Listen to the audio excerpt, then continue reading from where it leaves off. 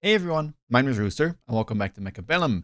Today's video will be about update 1.8.1. It has been available on the test server for a week now, and it is currently being pushed to the live servers. So let's get stuck in. I'll put all of the different changes down below in the timestamps if you're interested in something specific, and I'll try and do a little recap at the end of what I believe are the biggest changes and perhaps some of the theory crafts that I'm expecting. Now, we begin with new additions to the game of unit variants. So there's Assault Raiden and there is Strike Hound. Assault Raiden increases Raiden's HP by 200% and gives a little bit of movement speed, but it decreases the range by 50. This card is a bit wild. It's very, very polarizing, as in a lot of things will not be able to kill Assault Raiden. I think, low level, even mid-level marksmen will struggle. Mustangs, same thing. So you will either need very high-level marksmen with AA or usually a melter. And if you do buy a melter, then it should win convincingly because a decrease of range by 50 is a lot. So, weird card. I can see this being a gut shot because it can show up even if you already have Raiden on the board. So there might be situations where you see Assault Raiden, you already have, 3, 4, 5 Raidens on the board, and you just turn them into the Assault variant, and suddenly your opponent's board can deal with it, and you win that way. I don't like that very much, but that would be kind of the way that I see this being played. Or you could try and bait out a melter, I guess, in some scenarios if you have easy access to Raiden. If you're Giant Spec or Aerial Spec, we'll have to see. Strike Hound, it increases attack by 270%, but it also increases attack interval by 2.6.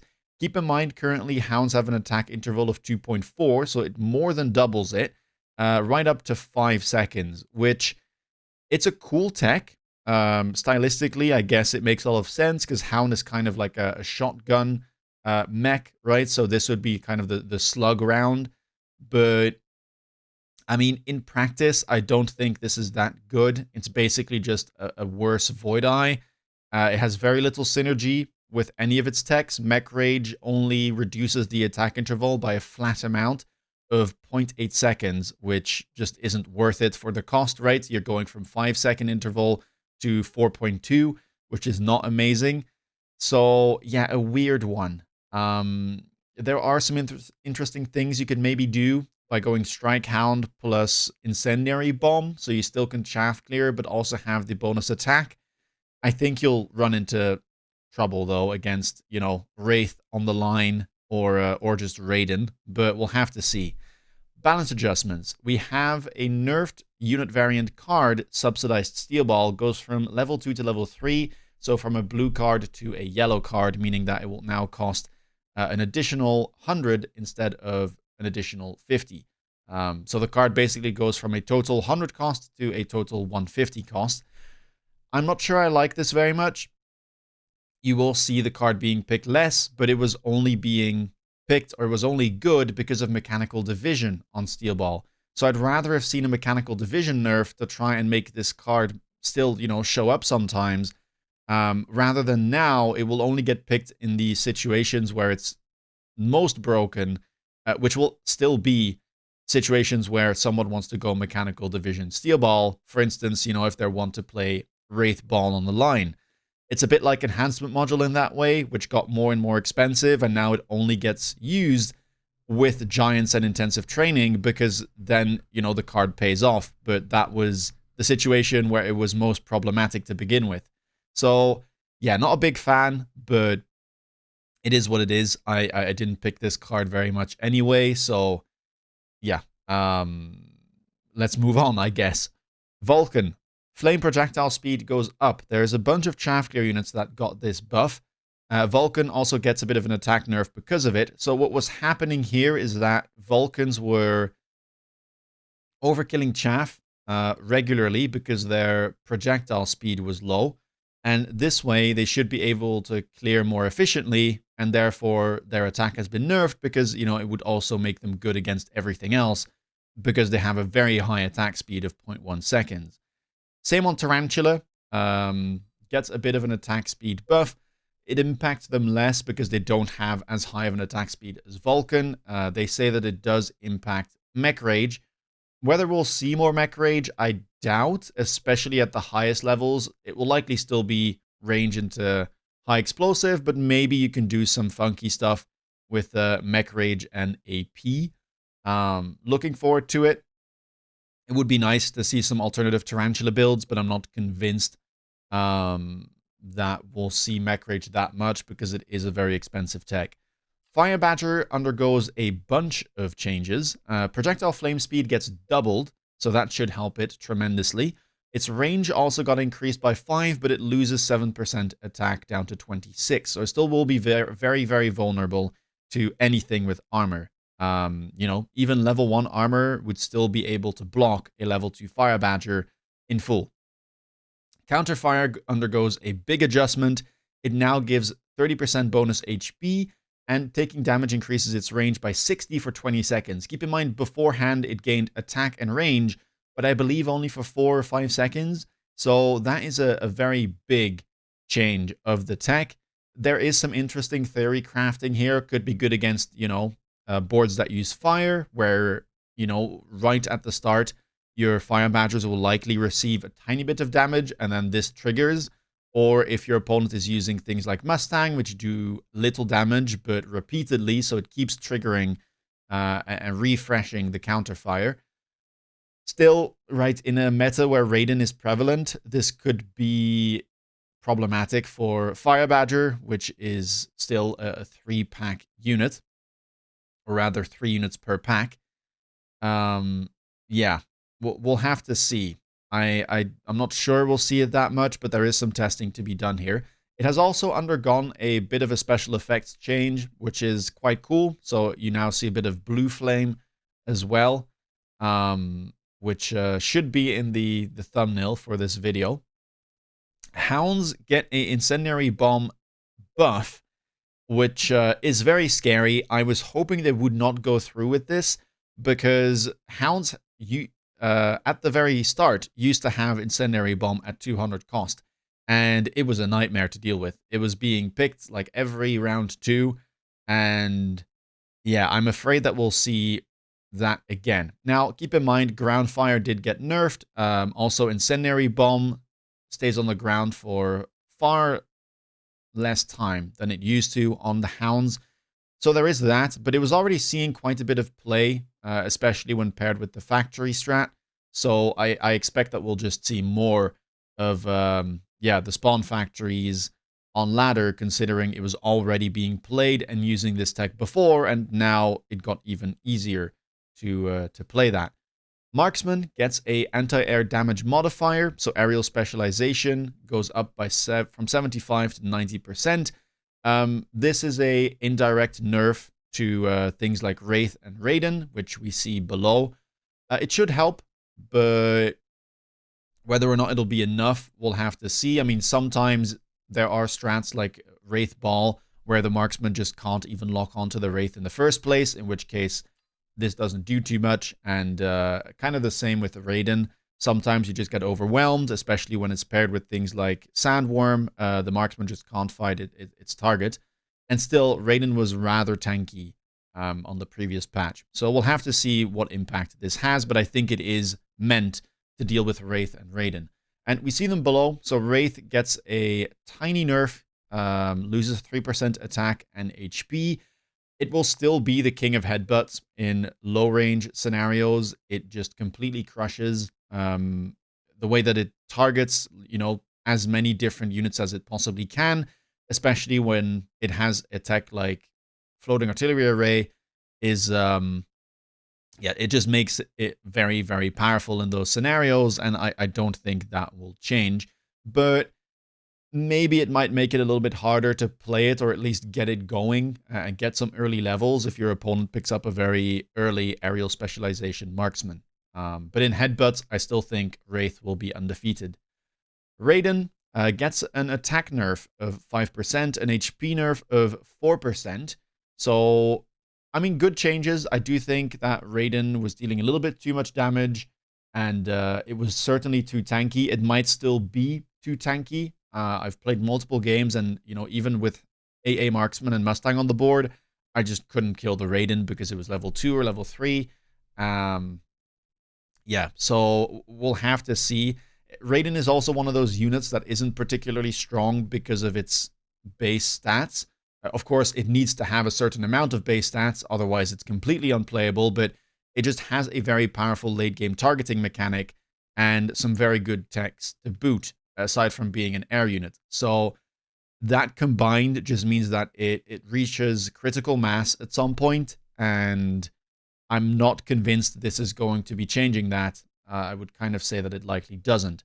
Turning speed went up, so there is a bit of a buff there. Raiden sometimes would get distracted by units being behind it, and it would just turn very slowly and just not really do anything. Now that will be less likely, so, you know, in the end, it might just make Raiden better than it was. Fork goes up in cost, Chain goes down in cost, so they're reversing those two. I mean, both techs are good. I think Fork was the stronger tech on the previous patch. I still think it's very good. But to be honest, most people that play Raiden don't even need to click Fork or Chain. You can just go range and then EMP if you need it. But often the unit does its job just with range and then buying more of the unit. So it's a correct nerf. Raiden needed one.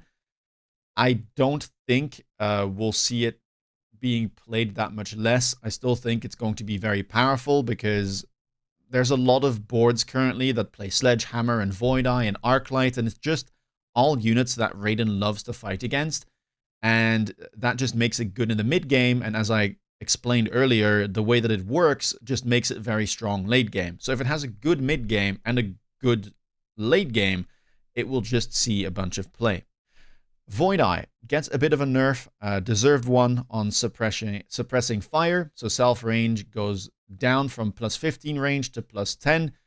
The tech still costs 100, so I do expect to see it being clicked here and there, but it's a nice nerf because I do think this was very, very strong. If anything, Void Eye was being kept in check by how many Raidens we've been seeing, but I do think the unit is exceptionally powerful. It's just that you might not see it as much whenever someone goes into Raiden. Sandworm gets a nerf to Mechanical Division, which is something that we've been asking for a long time.